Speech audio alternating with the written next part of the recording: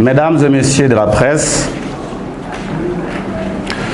dans l'approche de la gestion concertée des ressources naturelles, la société civile environnementale réunie au sein du groupe de travail Climat Raid Rénové, GTCR en sigle, qui est l'interlocuteur attitré du gouvernement de la République démocratique du Congo dans les domaines de l'environnement, des forêts et du réchauffement climatique, vient de constater une fois de plus la fuite sensationnelle de Greenpeace Africa sur les 1 million d'hectares de forêts qui seraient attribués à une société américaine au mépris de la loi. C'est toujours et surtout pendant les moments où l'attention des patriotes congolais est tournée vers les enjeux vitaux de la nation que Greenpeace Africa détourne l'attention des communautés par des incohérences argumentaires dénués de toute véracité. Parlant de la violation de la loi dans l'attribution des concessions forestières de la société américaine WWC, Greenpeace Africa devra savoir que le Code forestier et ses mesures d'application ne prévoient pas l'attribution des concessions forestières aux entités étrangères, confère article 82 du dit Code. De la superficie forestière octroyée. Ce qui est vrai, les estimations de Greenpeace Africa, présentées d'une manière globale, ne sont ni cohérentes et moins encore objectives. D'où vient les 1 million d'hectares de forêts attribués à WWC? Où sont ces forêts octroyées à une même société WWC? Il y sera 1 million d'hectares.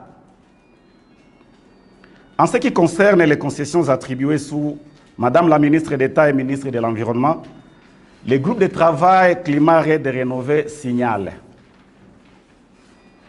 1.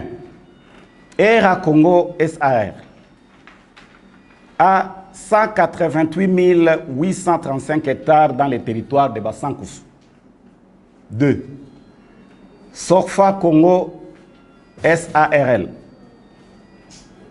possède 114 000 hectares dans les territoires de Bikoro et 282 950 hectares dans les territoires de Bassoko. Et 3. WWC Congo SARL possède 299 995 hectares dans les territoires de Boussinga. Ces 4 entités, ces 3 entités évoquées n'ont pas les mêmes actionnaires et ont été enregistrées distinctement au guichet unique. Il est à noter également qu'aucune de ces 3 entités congolaises ne dispose des concessions d'une superficie supérieure à 300 000 hectares d'un seul tenant ou de plus de 500 000 hectares de plusieurs tenants. En dépit des allégations tendancieuses et olfactives de Greenpeace Africa, le groupe de travail Climat Raid Rénové estime qu'il n'y a eu aucune violation de la loi au titre de la superficie octroyée. Les experts du groupe de travail Climat Raid Rénové, déployés dans les sites, confirment l'octroi d'un total de 885 125 hectares pour les 3 sociétés, contrairement aux affirmations de Greenpeace Africa. Concernant les cautionnements, les mêmes articles 82 du Code forestier, si c'est évoqué, stipule dans son alinéa 2 que le but des cautionnements est de garantir le paiement de toute indemnité dans les cas où les activités sont susceptibles de causer un dommage ou s'il a crainte que ces ressources ne soient pas suffisamment octroyées pour assurer ces activités. Dans les cas d'espèce, les 3 sociétés dont question ont présenté au ministère, donc au ministre, et à la société civile environnementale, des extraits des comptes en banque en République démocratique du Congo ayant des sommes suffisantes pour la conduite de leurs activités. La non-exigence du cautionnement n'était pas donc un bonus, contrairement bien évidemment aux affirmations de Greenpeace Africa. La société civile environnementale, réunie au sein du groupe de travail Climat Raid Rénové, regrette qu'à chaque fois que Greenpeace Africa publie un article qui touche aux questions environnementales, elle ne consulte pas la société civile nationale pour émettre ses avis et considérations. Elle, bien évidemment, la société civile qui suit de très près chaque domaine d'activité concernant la vie des communautés locales et des peuples autochtones pygmées. Fait à Kinshasa le 10 avril 2024. Groupe de travail Climat Raid Rénové. Je vous remercie. Voilà, merci beaucoup. Pratiquement les questions sont les mêmes. Hein.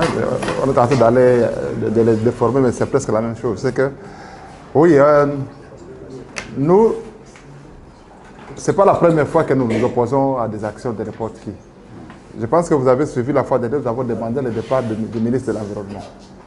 Nous, on n'est pas là pour cajoler ou pour... Dès lors qu'on a l'impression que les intérêts des communautés sont mis à mal, là, nous ne cessons pas de tirer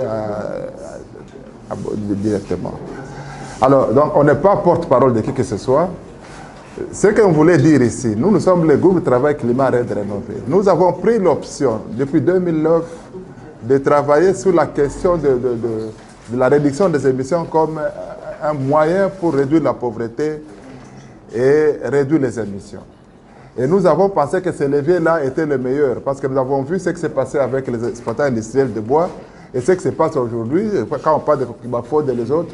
Nous n'avons pas pu trouver un autre mécanisme pour permettre aux communautés d'avoir des ressources nécessaires pour réduire leur pauvreté. Aujourd'hui, peut-être certains d'entre vous le savent, l'un des modèles qui existe de projets pour lesquels on trouve qu'on donne aux communautés de l'argent liquide, c'est le projet Maindombe. C'est le projet ERA Maindombe. Nous l'avons suivi, nous l'avons vécu, c'est la seule expérience. Il y en a d'autres qui sont en cours. Mais ce qui est déjà, disons, qui est déjà validé, qui est opérationnel, c'est celui-là. Et quand vous arrivez, vous allez trouver qu'il y a, à tous les niveaux, c'est-à-dire que ce soit au niveau de l'entité de la province, au niveau des communautés, vous sentez qu'il y a une vie qui renaît parce qu'il y a de l'argent qui circule et que c'est... Contrairement aux autres qui exportent, c'est pas mal les bois, et puis vous ramenez, vous trouvez une province où les enfants sont assis par terre, mais les bois sont en train d'être exportés. Et que donc, c'est à ce niveau-là. C'est-à-dire que pour nous, dans le cadre de d'autres initiatives, nous encourageons les initiatives qui vont dans le sens de travailler sur la réduction des émissions et la réduction de la pauvreté et donc le climat. Et ces initiatives peuvent être des conservations ou des programmes juridictionnels ou des programmes intégrés, et il y en a d'autres. Et nous suivons tous ces programmes-là. Donc, ce n'est pas une question spécifique à... Alors, oui. En principe, Greenpeace, c'est une ONG internationale. Nous sommes des Congolais, nous sommes chez nous. Ce n'est pas quelqu'un qui va venir dans votre maison, il est quelque part, il vient quelque part, c'est pas moi d'où, il vient dans votre maison, il publie des choses, et puis après, sans vous. Ils le font souvent d'une manière clandestine, un peu dans le contexte où ils pensent qu'ils doivent le faire rapidement et fuir.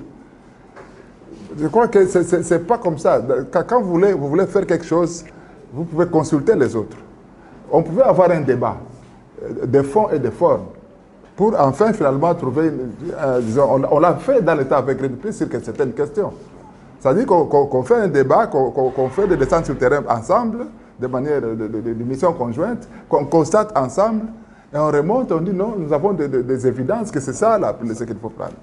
Et ça, ce qui nous inquiète, c'est qu'on les fait dire de manière un peu plus cachée, et on nous surprend. Moi, j'ai vu, comme tout le monde, d'ailleurs, il y a un organe de presse qui nous a monté le communiqué de presse. On ne sait pas il s'est tenu où. Et voilà. Et donc, c'est pour dire que si on discutait avec eux, on pourrait avoir des terrains d'attente, on pourrait avoir des points de convergence, de divergence. On n'est pas obligé de toujours ensemble, mais sur des questions, on peut s'entendre sur certaines questions. Et vous allez voir que dans le communiqué, c'est clair. Quand vous dites que non, on a octroyé 1 million d'hectares à une société étrangère, la loi ne l'autorise pas et ce n'est pas vrai. Et ça ne sera jamais vrai. Vous voulez que nous disions quoi encore sur ça? Si on discutait sur cette question-là, on allait peut-être s'accorder qu'il n'y a pas une société étrangère, ce sont des sociétés qui sont enregistrées au guichet unique en République du Congo. Maintenant, nous n'avons pas approfondi les questions juridiques. Nous sommes limités par là. Maintenant, pour savoir les titres et tout ça, les formalités que ces sociétés ont, les procédures qu'ils ont fait, ça c'est une autre question. Mais nous sommes limités et nous continuons toujours à dire que nous ne sommes pas ici à Kinshasa pour aller dans les juridismes, commencer à circuler dans les bureaux. Nous avons besoin de voir nos communautés être prises en charge par les investissements qui concernent le carbone et les forêts.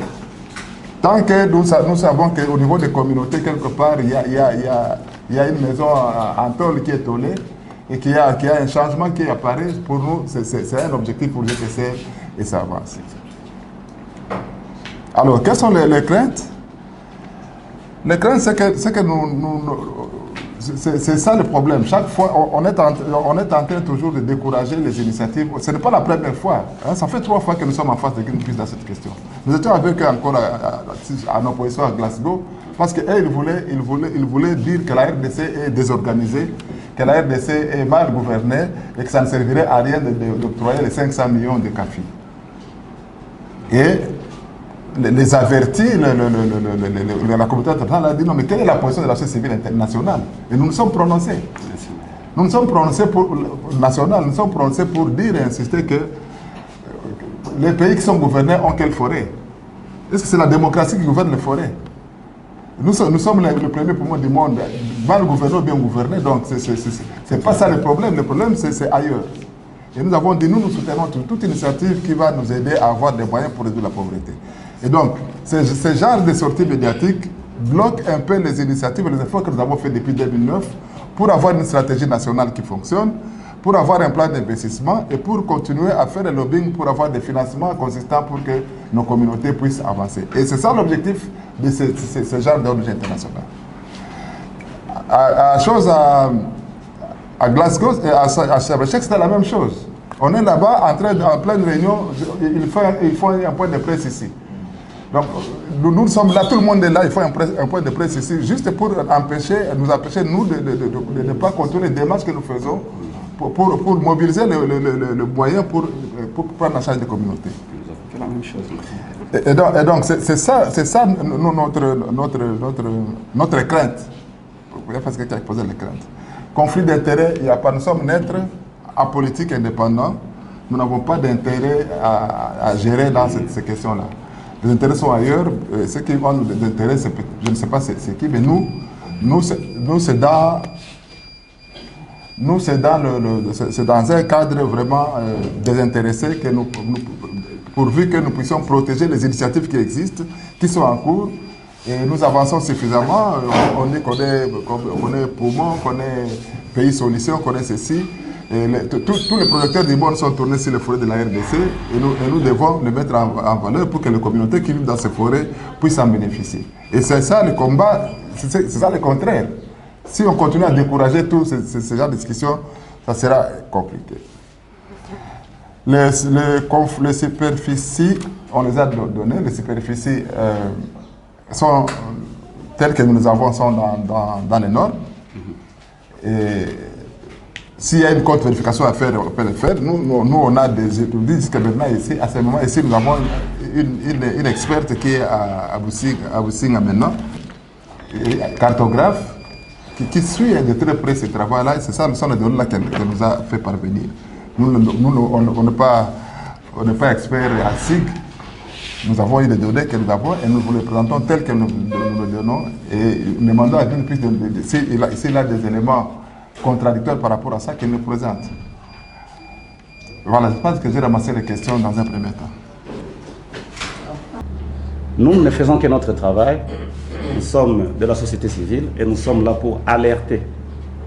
Nous ne pouvons pas accepter qu'une organisation internationale crée des confusions dans les têtes des gens. La loi est là, la loi est claire, qu'on ne peut pas donner ce genre de superficie, donc d'hectares, à une société étrangère. Mais quand cette organisation se permet de dire ça et que tout le monde écoute, il fallait qu'on fasse quoi? C'est ridicule. Donc, elle ne peut pas se comporter comme un gendarme, et nous autres comme des caporaux. Donc, à chaque fois que Greenpeace dira des choses fausses, nous serons toujours là pour dire ce qui est vrai. Voilà.